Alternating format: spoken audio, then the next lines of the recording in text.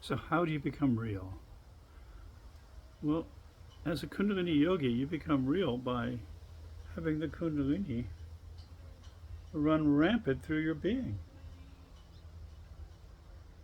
And you serve that energy. You flow with it. And it manifests in so many forms, as you know. Divine Mother, that whole thing happens. So you become in service of that.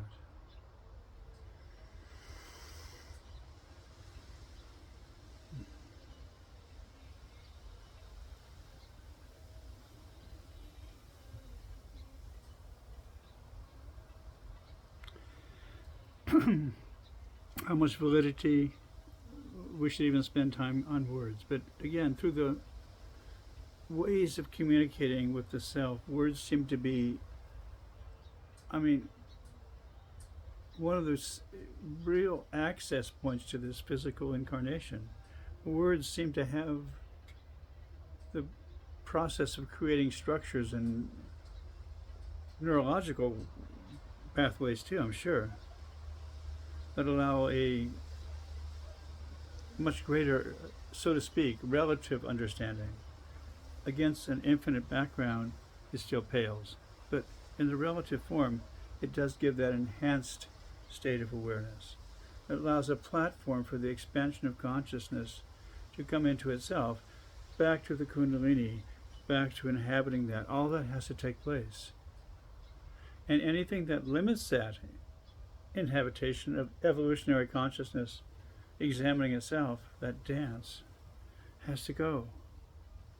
And it's up for you, me, all of us to decide just what is not necessary, or what is an obstruction, or perhaps just not even, just something that's taking our attention away.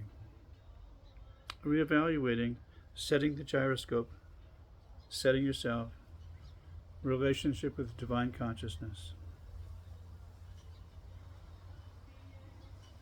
Seems like that's a good story. But again, whatever you have to do, whatever I have to do to motivate myself, and it has to be motivation on a complete level here, satisfaction on a psychological, cultural level, as well as a biological, neurotransmitter driven, endorphin level, dopamine balance, that whole thing has to take place as well as that. And in conjunction with, of course. They happen together, don't they? And I think that's how this works. It really becomes an overwhelming trend of consciousness that builds upon itself. And there's just an acceptance then. So how to become real? Self-examination. Ruthless self-examination.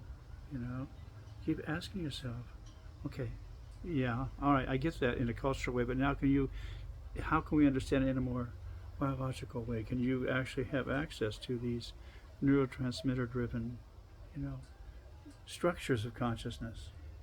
And the answer seems to be yes. Just reprogramming this is what the big deal is. Okay. So now